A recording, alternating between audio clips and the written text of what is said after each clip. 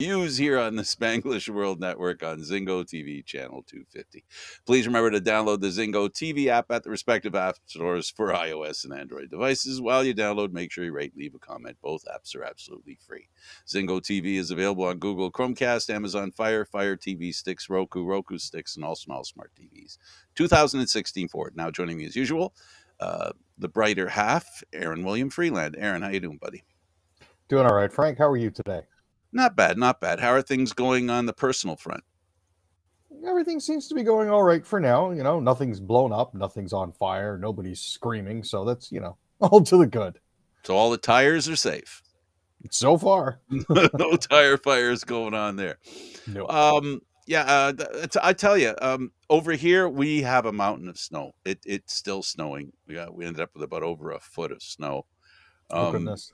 Yeah, a lot of snow. It's fluffy and yeah, it's a pain, but it is what it is. The weather is apparently a big issue. If I can on the front end do the polar vortex story first, and we'll do Polivier after that. Sure. Let's do that. So this is just something for people to bear in mind. Western Canada has already seen a lot of extreme cold this winter. Now it's time for us to get our part of it. The coldest air of the season will be seeping south this week, delivering daytime highs in the -20s and even -30s for some for a few consecutive days. In northern Ontario, we're talking up towards James Bay and Hudson's Bay.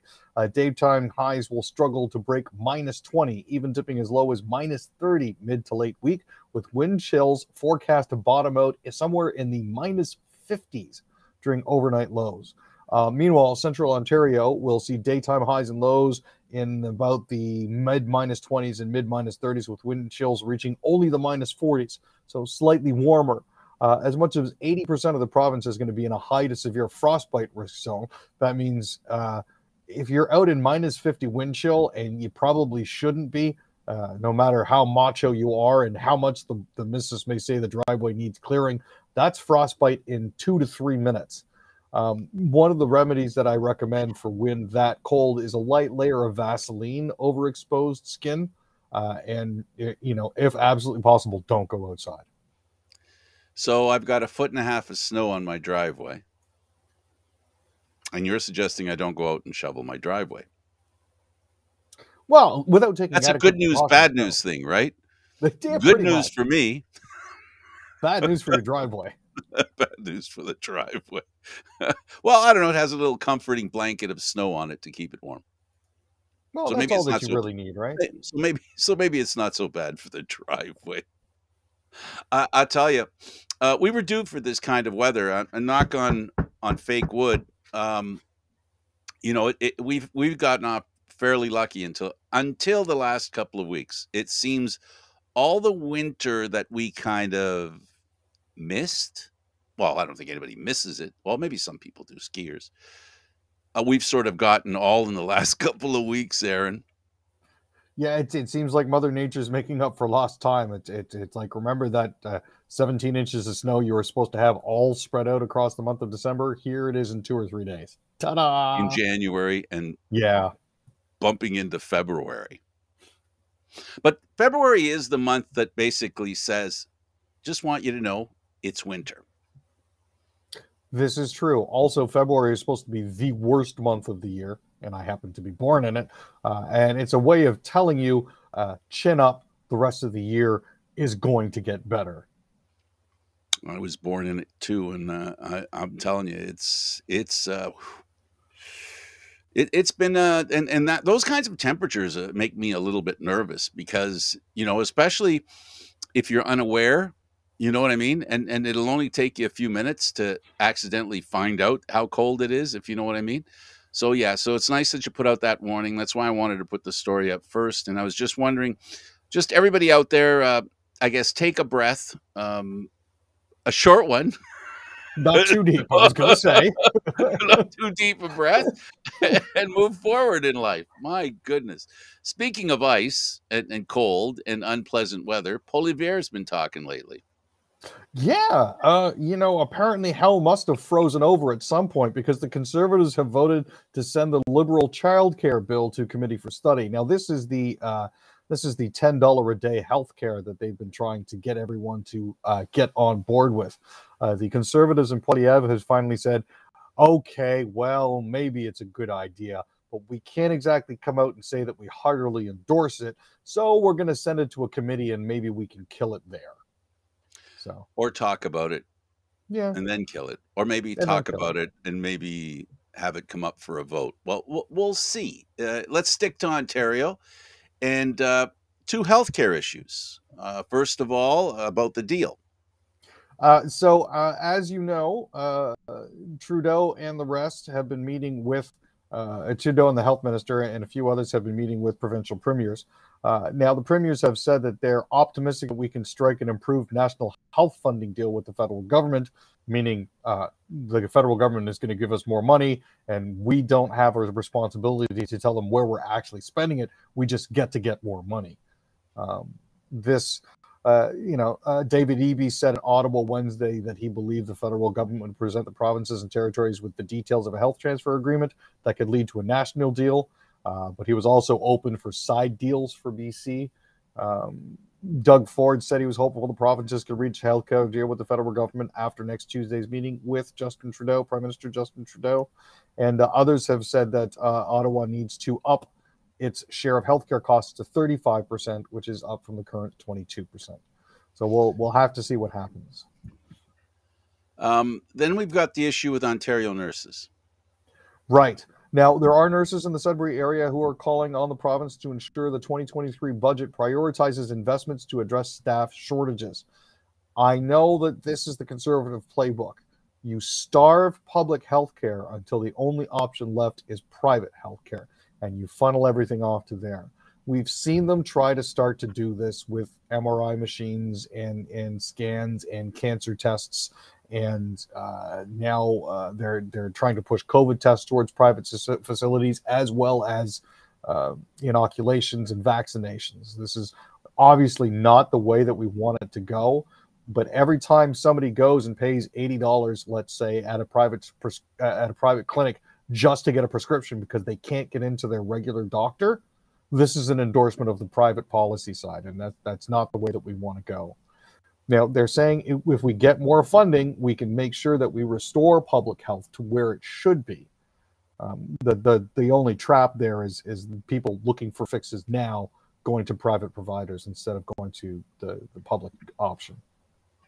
So, by what you're saying, what I'm hearing is that previously funded practices, and I'm talking about healthcare practices, private practices, doctors, create a prescription, and now you go to the drugstore of your choice, whether it's whatever drugstore it is.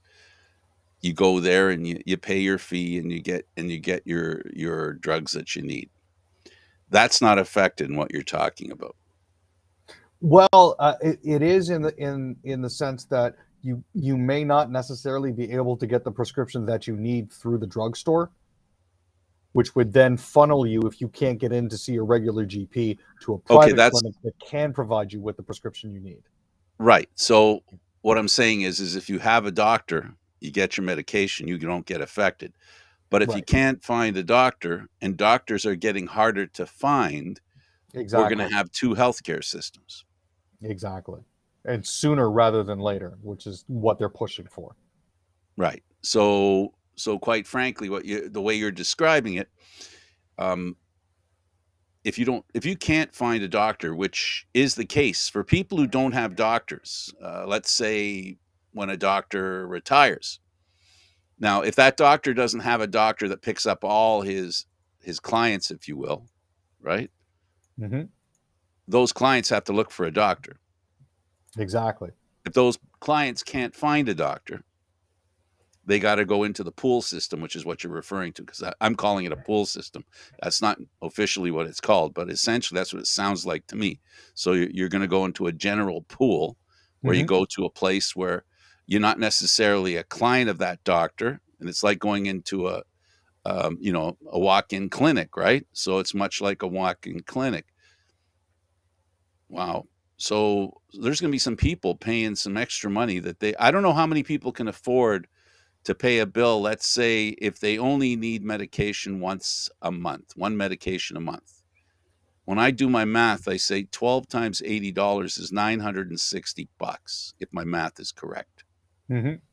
That's $1,000 a month to pay for medication and doctor's visits that until then you didn't pay that much. And that's before the cost of the medication. We're talking about getting somebody to prescribe something for you. Yeah, this is just the consult. This doesn't include Not the medication. Dispensation or dispensing fees. Yeah. You go in for you cut your finger, and you go to the doctor and you make sure it's not infected, or any time you go to a doctor.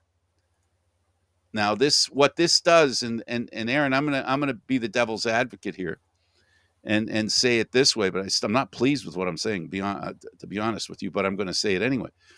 You get people that go to the doctor for very wrong reasons, or for very reasons that brush against paranoia, if you understand what I'm saying. Superfluous or hypochondriacal reasons? Yes. I'm just saying. I'm not saying that's what people do. I'm saying now that's the motivation to say, because some people abuse the system, let's get rid of the system. What I'm saying to people in general is not everybody does that, but everybody will pay.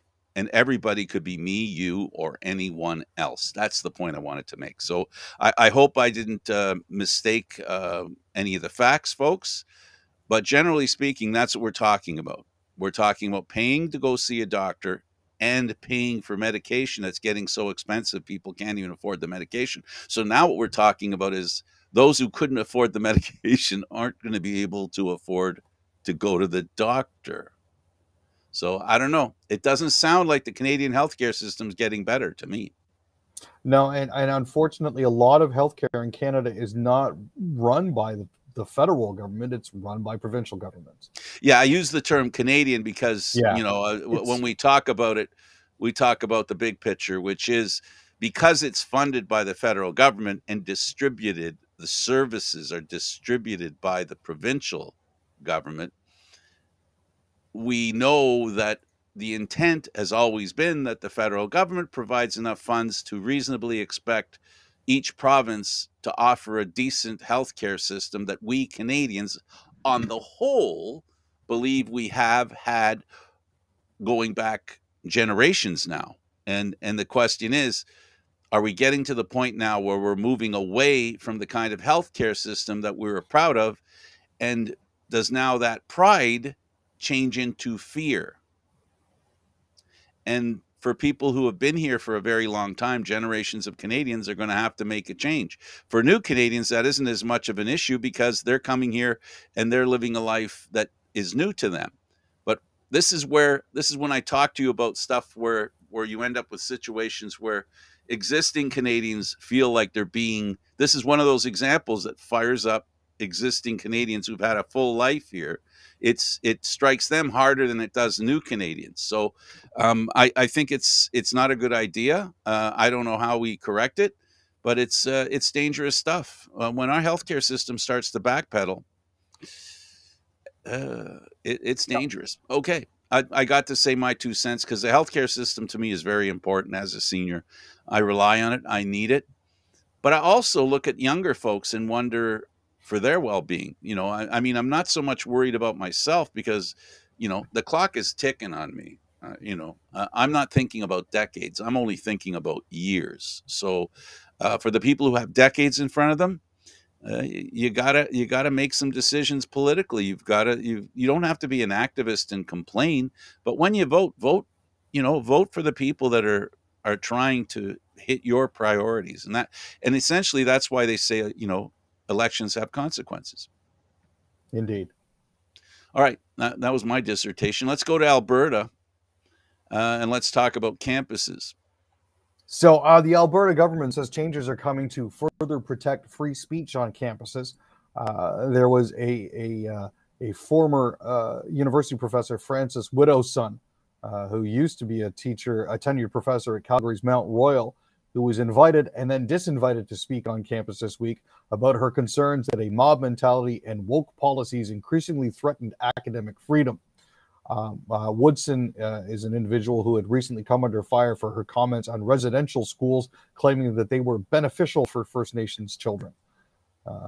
So as a result of her view, she was disinvited, which sparked this whole free speech debacle, and people claiming that, you know, universities are increasingly going woke and are no longer teaching our children all of the proper values. So that's part of the issue here. Unfortunately, the UCP doesn't seem to understand how incredibly hurtful Widdowson's ideas are to huge swathes of the Alberta population, which reveals their lack of understanding about the real experiences and traumas that treaty people in Alberta have been subjected to, and they continue to try to push back against this woke agenda. I guess spelling empathy is a little too hard for them.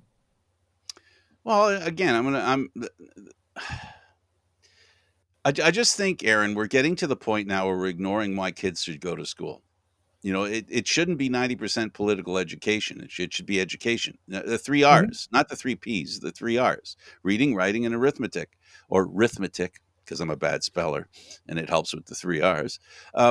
You know, I can understand why people are getting fed up with that, because, quite frankly, making political change is very important. Understanding what residential schools did is very important. All the political stuff that we hear about, whether, you know, gender identity, all these wonderful things that I agree with, that people need to have a right to identify as they wish. I understand that. But what we've got going on here is politics entering school children age. And that's what frightens me. And I think, Aaron, that's what frightens a lot of people. And that is simply they want their kids to go to school, learn the 3 R's, and then when they get older, when they're teenagers and when they're entering college, these are issues that we should be worried about when they get to college, not when they're trying to learn how to read, write, and add. You know, they're distracted with this other stuff, and it creates, it's like, you know, when you were in the schoolyard and then all of a sudden 2 people decide to have a fight. You know, all of a sudden people aren't doing what they're out in the schoolyard that's positive. Now they're looking at a negative experience. Well, in this particular case here, they are primarily focusing on universities as the groundswell for this. So at the point where, to your point, we should probably be a little more concerned with the political stuff, they're trying to shut that sort of discussion down for individuals 18 and up. They do at universities already, Aaron. You know, we have, you know, that's what we're talking about here. Do I agree with this? What are we going to call her? A professor? Are we calling her a professor? I guess we could say that, a former professor. Is she a professor? Former professor? Yeah. I don't agree with what she's saying. But the point is, free speech is about not worrying about whether we agree, but whether we should be able to hear what someone has to say. Now, once they have their say, then, you know, end of story, you make your decision. But I'm nervous about this fear of listening to people with perspectives that don't agree with the ones that we have. And the reason I fear it so much is that sometimes it appears, and sometimes I've seen it, where people try shutting somebody down because they're saying something that in actuality is true, but they don't want to hear it. So they shut them down. And that's my concern. My concern isn't defending somebody with ideas I don't agree with. My concern is not allowing people to be heard, all people, and then understand what they're trying to say, and then remember that we don't have to take what they say as law and truth and all that stuff. So, yeah, I'm on the fence on this one. I don't agree with what she's saying, but she has a right to say it. Does her opinion of residential schools, when she says that they're good, from what we can tell, there was a lot of bad. There may have been some good. Both things can be true. Neither is mutually exclusive, Aaron. They could have been good and bad. On this, I don't believe that you and I really greatly disagree, Frank, in that, and I just want to make sure that I make this clear, in that everybody does have the right to free speech. Right. They do have the right to be heard. We all have our right to react to that as a result of their free speech. As for her position that the residential schools did good, I don't agree necessarily with We that. both agree that they didn't do good. We both Yes. agree that they didn't do good.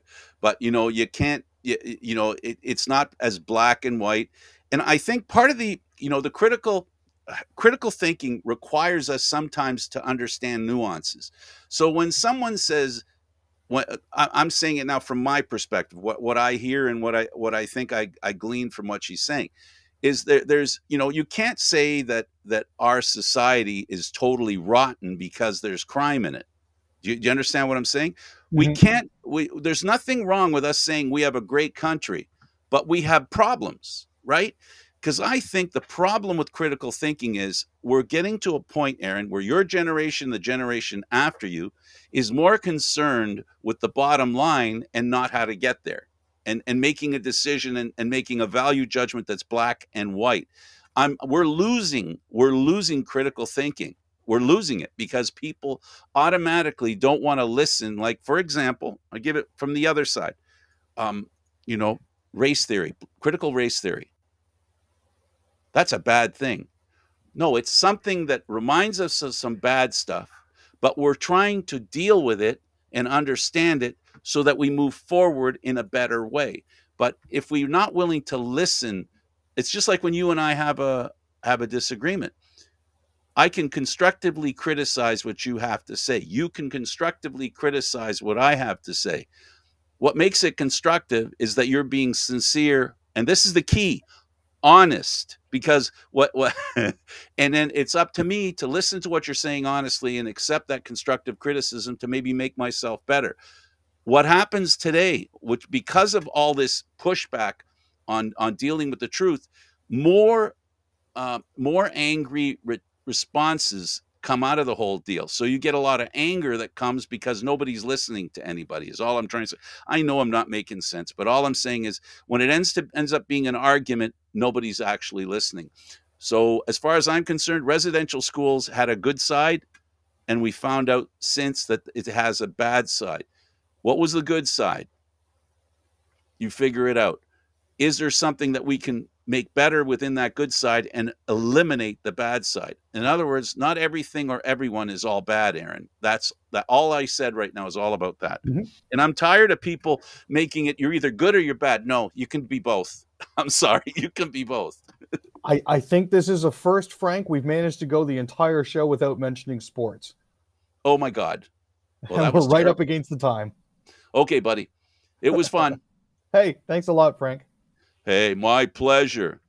He's Aaron William Freeland. I'm Candid Frank Stanisci, and I want to thank you for watching Candid Frank Live. And it airs Mondays, Wednesdays, and Fridays at 6 p.m. This show can also be heard on the Spanglish World Network. For Candid Frank Live, other news, entertainment, and sports programming we offer, please check out spanglishworld.ca. Spanglish World. Watch it, hear it, read it, download it, and live it. Thanks for watching, everybody. Ciao for now.